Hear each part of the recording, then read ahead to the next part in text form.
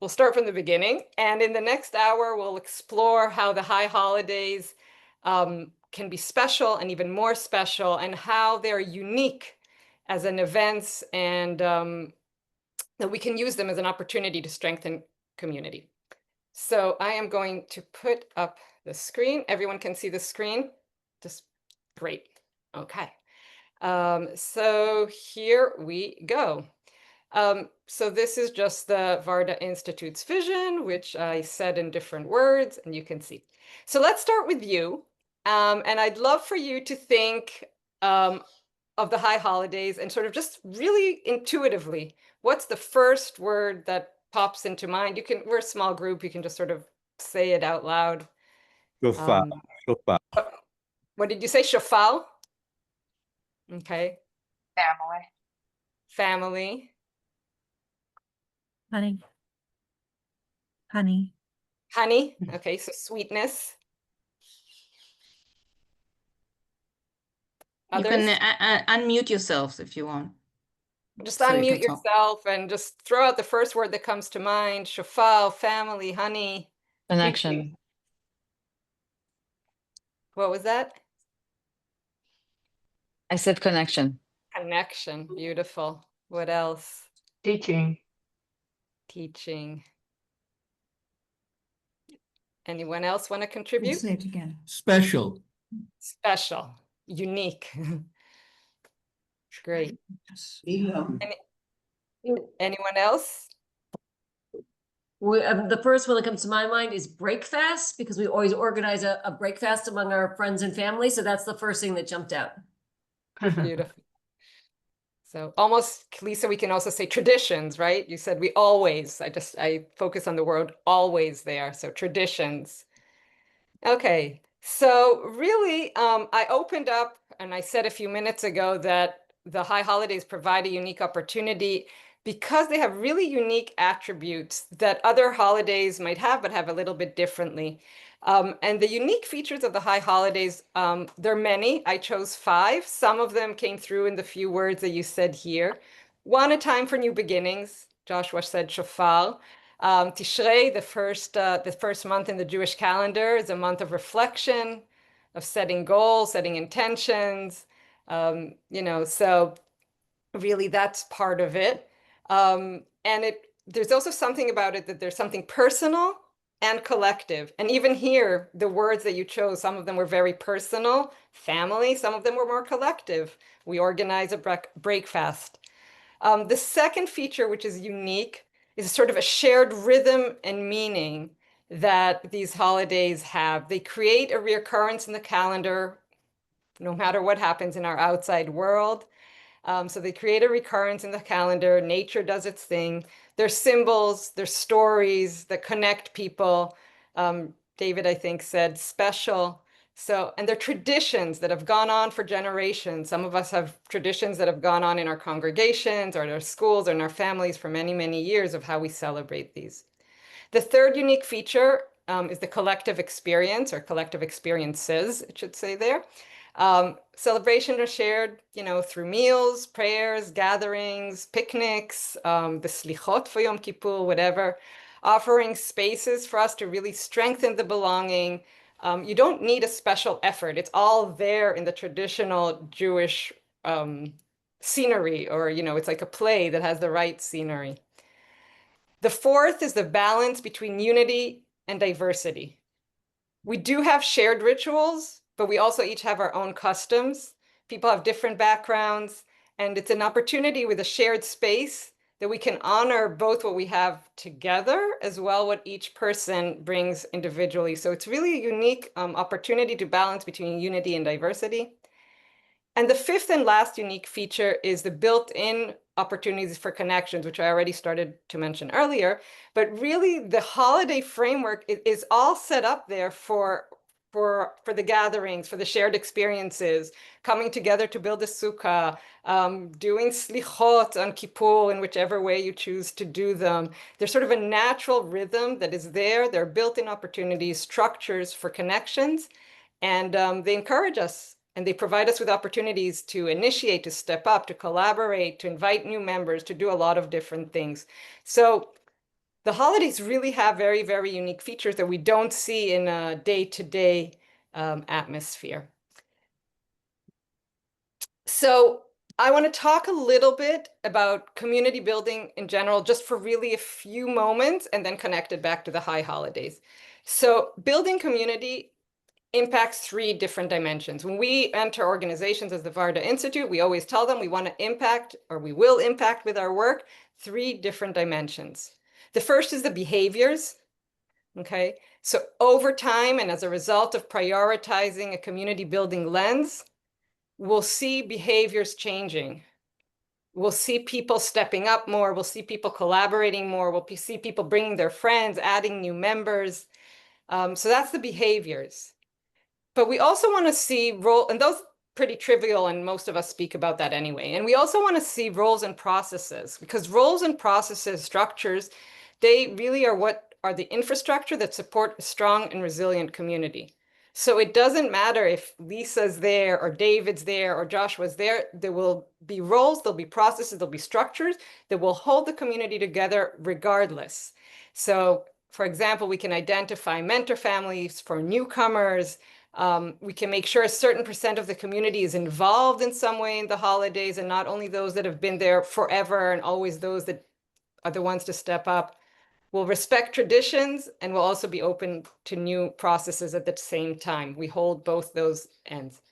And finally, the third part that we want to impact, and maybe highest level, we want to see community as part of the DNA of the community, the organization, the school, whoever we work with, the JCC, the Federation, expressing really the community's distinct character, the values, the rituals, the symbols, the cultures that come through.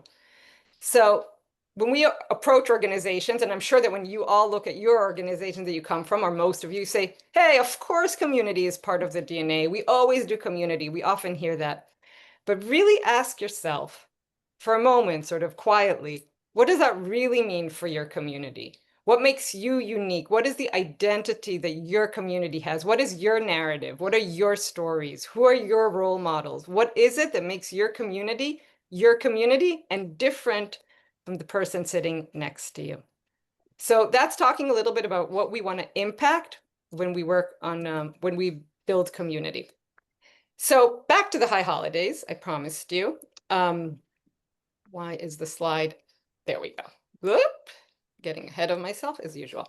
Okay, so I want to talk about 2 different types of goals that you might have for the high holidays: quantitative goals and qualitative goals.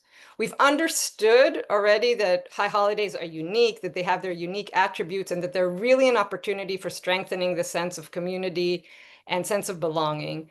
We've learned what we want to impact, the behaviors, the processes, the roles, and the DNA. And now let's dive into understanding what those goals might be, because when we have a good understanding what the goals for the high holidays might be, then we can, of course, understand how we need to design and what we need to design for. So I'm starting with the quantitative goals, and we have 5 of them. And if you have any examples, sort of free to unmute yourself and just sort of say, hey, I have an example. That'd be great. I'm not very good at reading the chats while I speak. So Nirit, either point out that there is something in the chat if anyone writes, or I'll just keep talking, and that will be too bad. So quantitative goals. So the first goal, when we talk about quantitative goals, is goals of belonging and participation. We really want to strive to increase attendance and active engagement in our community by measurable percentages. So for example, I might set a goal saying at least 80% of participants who attended any of the events during the high holidays report back that they felt welcome and included, okay? Or 50% increase in new participants compared to last year. And some of those people we want to see being brought in by current members. We want to see our members so proud of where they are that they bring in new people to attend as well. So, or for example, I might put a goal that most attendees might engage in at least one interactive element. They might lead a discussion circle. They might lead a group song. They might host a shared meal, whatever it might be, that most attendees engage or lead at least one interactive element during these days. So that's the first goal. The second, I'll talk a little bit about trust and connection. Trust and connection, as we all know, and I don't need to elaborate, is the basis for everything. And really a resilient community, one that can weather through conflict, weather through, tensions, is a community that is based on trust and based on connection. And building stronger bonds through structured interaction, not just like leaving it to chance and shared experiences. So we want structured interaction. We want to build those shared experiences that will increase the trust. So just don't leave things to chance. Don't say, hey, we'll put everyone in the room. They'll anyway talk to each other. We all know what happens there.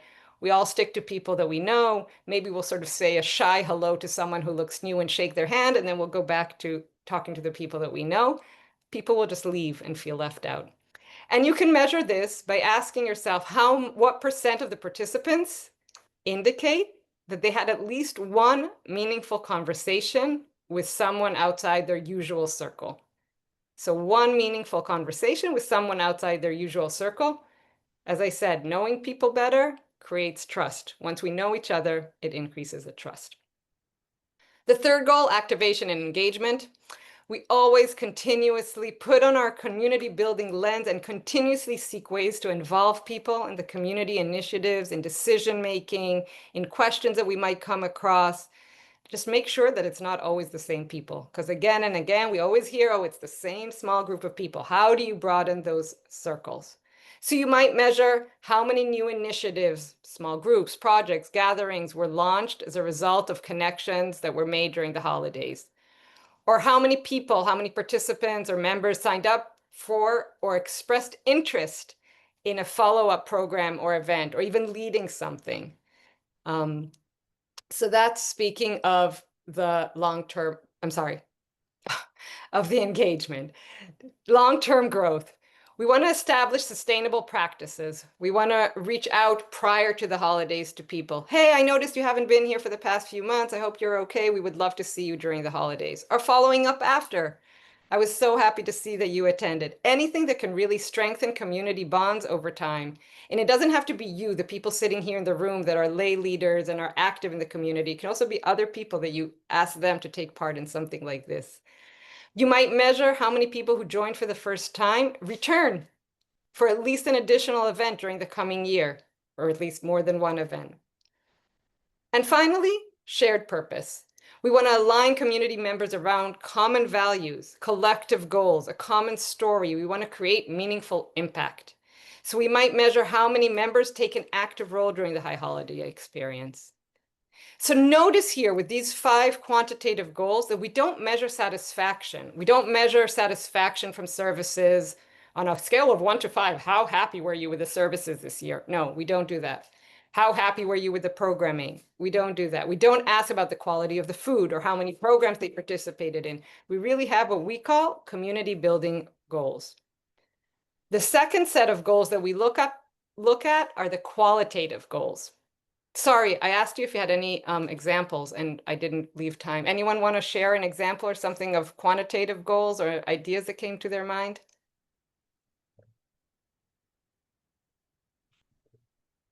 Okay, then I'll continue sharing about the qualitative goals. In a moment, you'll have time to talk. We'll put you in small breakout rooms. So qualitative goals. So the qualitative goals really relate to the feelings that you want to strive to have people feel by the end of the holidays. So again, we're back to belonging, but we're looking at it from a different angle than the quantitative goals. We're looking at it from the feeling side. Are participants feeling a genuine sense of welcome and inclusion, no matter what their level of observance is, no matter how many years they've come, or what their background is? We really want to have rituals and gatherings designed to invite the personal connection. Maybe I start an event, a prayer, a picnic, whatever I'm doing, by asking people to turn to the person next to them, in front of them, find someone they don't know, introduce themselves, ask them why they're here. Something beyond the, hi, my name is Maya. Why did you come here this year? Why have you been coming here for the past 15 years?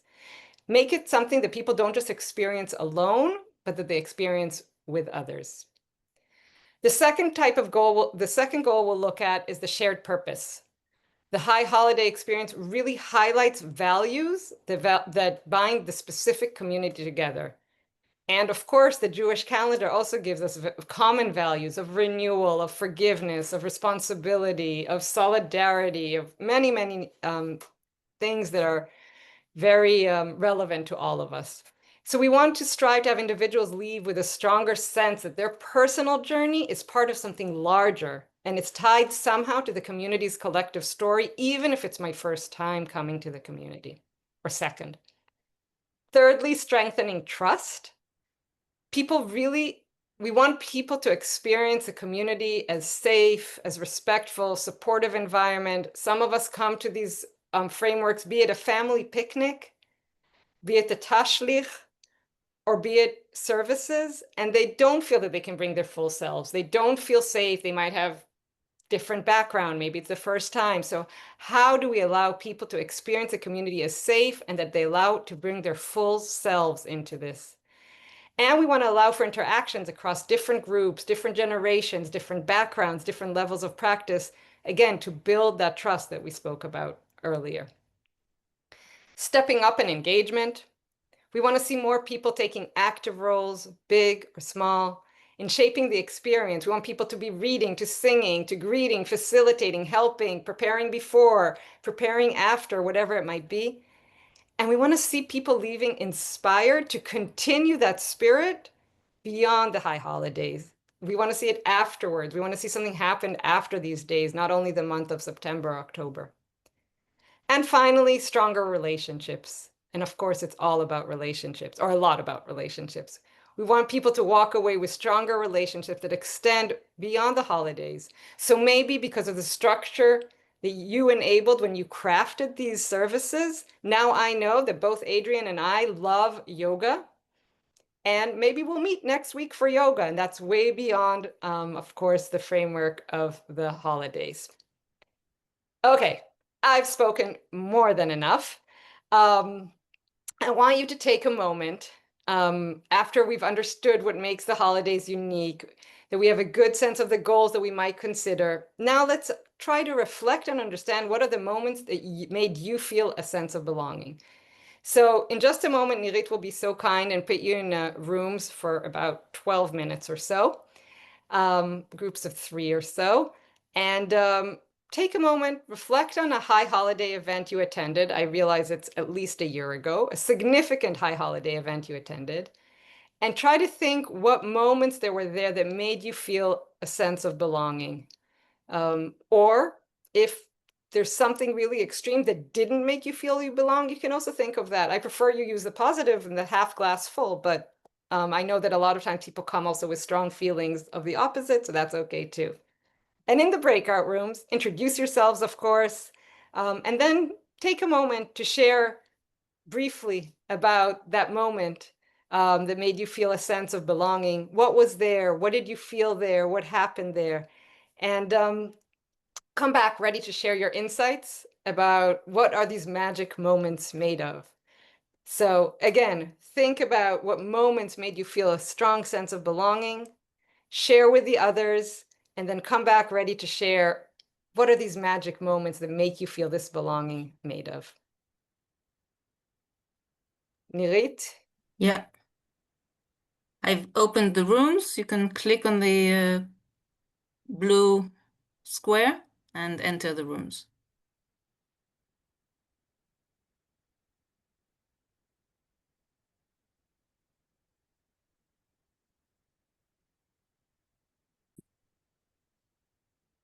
Welcome back. Thank Welcome you. back. Everyone made it back to the Zoom space. I see we lost a few people, but Dana had to leave. Okay. Anyway, welcome back. Hopefully you had fruitful conversations. Indeed. I'd love 1 or 2 insights. Anyone want to share a little bit of insights, what you learned, common themes? I'll jump in. Leaky elected me to speak. On behalf of our group, we had a wonderful time connecting. And actually, one thing that Leaky shared that I'll share with the group was that she thankfully feels comfortable turning to the person next to her to introduce herself, talk before a program begins. And she shared how one time she hadn't made her way through the room and went up to that last person to get their phone number, and they really became wonderful friends. And I just thought that was so wonderful because, you know, we teach our children how to extend a hand and make friends. It's harder as adults. And to take what is a simple step for some, but probably very difficult for others, I thought was very beautiful. Amazing. I will say though that Leaky, I mean, I know you a little bit and it's also part of who you are, but it's also Right. that sense of comfort that you have with the place, you know, of the congregation that you're in. And you also feel at home, so you want to welcome others into that space. True. Another Maya, room? I can share from a couple things from our room. One of the things, we had a great conversation too. One of the things that David said that I thought was really interesting because it was a different way of thinking about um, reflection was he said in shared experience, when people have shared experiences, they feel a sense of belonging. So if you're in youth corps together, even if we're not talking to each other, we have that common feeling because we're all experiencing the same thing. So I thought that was a really beautiful way to think about it. The other thing we reflected on is the importance of having connectors. So someone who, and I think maybe it's a little bit of someone like Leaky who knows everybody, or if you feel comfortable in a space and you meet someone new and that you know that you meet this new person and they have a child who's a freshman in college and you know I have a freshman in college and you can connect the two of us. So I think having those people as connectors we think are really powerful too. So identifying roles, which we already spoke about a little bit earlier as well. So identifying specific roles of people who feel comfortable. And I also love what David said about the Eskol, having a shared experience that I know, even though each one of us is having our personal experience with that moment, there's also something in that shared space that is very powerful. Great. And the last room? I think one of the themes that we talked about, I hope it's okay for my group that I'm synthesizing it this way, is again, similar to what Adrian was saying, having a shared experience, but also an acknowledgement when things are not as they were, or some shared acknowledgement of how the context we exist in has changed this particular year. And then we had some conversation about this idea you were bringing up, Maya, of what extends beyond the actual experience and how does that link and continue to deepen the community building and belonging. Great. So, I mean, I think based on what you just said, I'm going to move on to the next slide because it's really, why is this not working? No.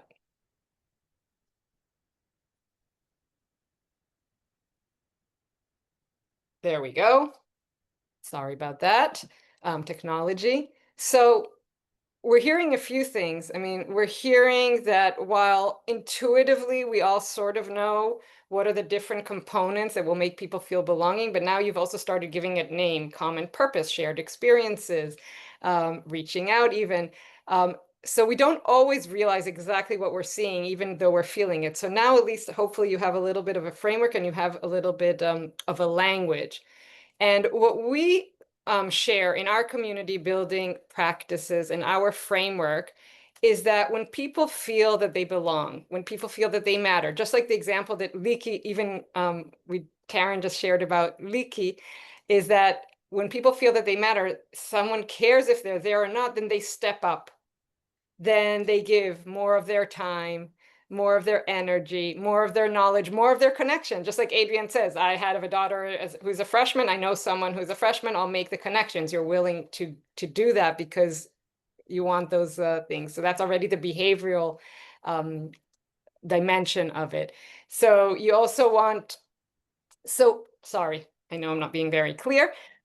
So when we feel the 5 different feelings of belonging, which is when people feel that they belong, when they trust each other. So when you as a young mom walk into the synagogue and your child wants to play on the playground, but you really want to be inside, then you could either ask the father to be there or your partner or whatever to be there with the child, or you know that you can trust the others because you're part of that same congregation and you know that someone will already look out for your child. So that feeling of trust when you're part of something and you feel super comfortable.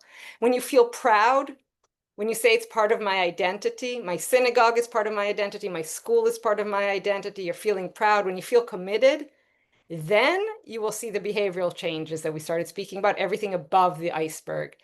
The retention, people keep coming back, the giving of the time, of the knowledge, the connections like we just spoke about, the collaborations between different groups. Maybe it's between the Israelis and the non-Israelis. Maybe it's between those who practice more and those who practice less, whatever it might be. Maybe it's between different generations, whatever that collaboration might be. The collective action, which also was now in that beautiful example about the school. And finally, people stepping up. So what we often say is that the feelings, we don't see feelings. We don't know how people feel. We don't know how David feels, how Mina feels, how Lisa feels, but we'll see how they behave. So when you see people not stepping up, when you see people not coming back, immediately ask yourself, what are they feeling? What of these 5 belonging of these community building feelings, what are they feeling or what are they not feeling? And how can you make a difference based on what we already said earlier so that they will behave differently? Okay. And then you will really see the behavior start to change when you start. So the good news is that really the high holidays are a very natural framework, as I said at the beginning, for building community. They combine shared rituals, they combine traditions, they combine the balance between family and personal stories to one of a greater congregation. They combine moments of reflection and renewal with more open opportunities for gathering. They bring people together across many differences that are always there, but somehow the high holidays sort of bring that more strengthen that. They strengthen belonging. They create spaces for both personal meaning and connection as a whole. So that's really the good news. The challenging news is that you have work. So until now, I spoke about the principles, the guiding principles. And in the last few minutes we have, I actually want to talk to you a little bit about the actions you might take in order to increase that sense of community. So this is what you might do. We call it the T2G, the tools to go. Establish shared leadership, form guiding teams that go beyond the natural leadership teams or committees that are already there in whatever organization you're part of, so that members can help shape the vision, the goals, the roles, and the outcomes of the high holidays. Ask yourself what percentage of the people are involved in some way or another. Leverage your member assets. I'm sure that all the frameworks you come from, be it the federation, be it the congregation, be it schools, whatever you may come from, there are lots of different assets. So first of all, you need to know them and then highlight them, leverage them, and really use people's passions to promote involvement. I always ask people, what do you love doing? Okay, I sometimes bring speakers in and I say, okay, what do you love speaking about? What's your passion? And then people can say, oh, I'm really good at this. I'm really good at that. Shift your mindset. Shift your mindset from audience to community, from people you need to give service to and who are passive attendees toward people who are really taking part in ownership and really feel a sense of responsibility and accountability to what happens in their shared space. Foster those personal connections, create opportunities to deepen relationships, for people to speak to each other, to create together, to form together, and ensure, of course, inclusivity, because again, as I said, high holidays is often a time when many people come from very wide differences. So design spaces where diverse voices and perspectives can be heard, that they're welcomed, that people don't feel threatened by them. They actually feel welcome because I'm different and I'm welcomed here. Design relational spaces. Look at the rooms. How do you set up the rooms? Can people see each other? Are people not seeing each other? Even where are the doors? Simple things like that can encourage interactions and belonging. And lastly, build lasting traditions. So people come over and over again. They know what to expect. It serves, as a sense of security. Plant seeds for continuity with ongoing rituals, ongoing practices that will go well beyond the high holidays. So really your success, and I'll get to what's written in yellow in a moment, or orange, your success lies in your intention and attention to every single detail, every single aspect. Whatever you choose to do, ask yourself, is this serving my goals? How is this promoting my goals? So after this Zoom, we will be sharing a checklist for the high holidays, for events that you can look through. And it's really a very to-do list. I didn't want to use this time to go through a to-do list, but we will be sharing it probably beginning of next week. And it will guide you step by step to really achieving the best outcomes. I want to close, and wow, I'm so on time. One, are there any questions or comments or thoughts that people would like to share before we close? I have a question, but it might be longer. I'm having a trouble with that third bullet of shifting from audience to community. I wonder if you could just maybe like a 2-second example. Say more about what you're struggling with. Is it that we're shifting our stance toward our community from one of consumer audience to like I'm just having a hard time with the what. It's from treating people as an audience or as customers. Oh, custom. so to Okay, say, that makes sense. Thanks. to treating them as part of the community. Okay.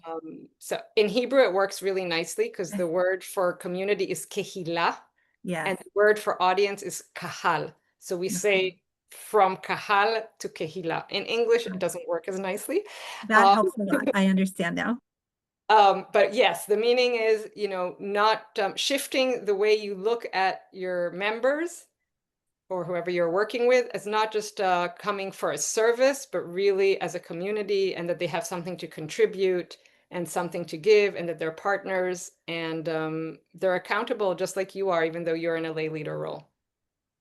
Makes sense. Okay. You need to speak up. Other comments, questions, thoughts? You have to talk. Varda has a question. Great. No, it's not a question, it's a comment. Every Sukkot, which will be the next holiday after the one that discussed before, my husband will go down to the yard and start to build the sukkah. As he is walking in the sukkah, another friend comes and say, I know you will never know how to finish it, I'll do it for you. And before we know it, we had the neighborhood, even non-Jews, participate in creating Yiddishkeit in San Francisco. I'm saying it because we talk about intention or not intention. And I see that a lot of it is coming from a place that we didn't say thank you to. And this is the rabbis. This is the people who wrote the Torah. This is the people that gave understanding, the capacity to understand that every holiday has its unique capacity to reach people. And I think that it is one of the joyful things that we got. We can do every week another thing that it's totally unique.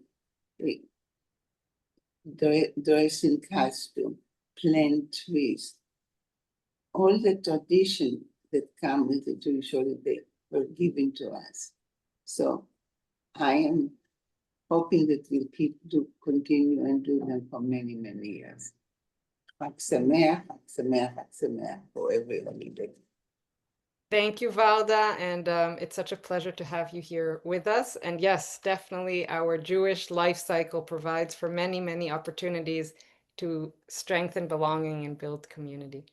And actually, that really sort of sets me up very nicely for a final quote, which I wanted to share with you by a rabbi. So, individuals who belong to a community complement one another. In every person, there's something unique, rare, and unknown to others. Each individual has something special to say, a distinct color to add to the communal spectrum. Therefore, when an individual joins the community, they add a new dimension to the community's awareness. They contribute something no one else could contribute. They enrich the community, and they are irreplaceable. Judaism, as Valda just said, has always viewed each person as a small world unto themselves. It is precisely because of this uniqueness that individuals come together, complement one another, and thereby achieve unity. Rabbi Joseph Soloveitchik.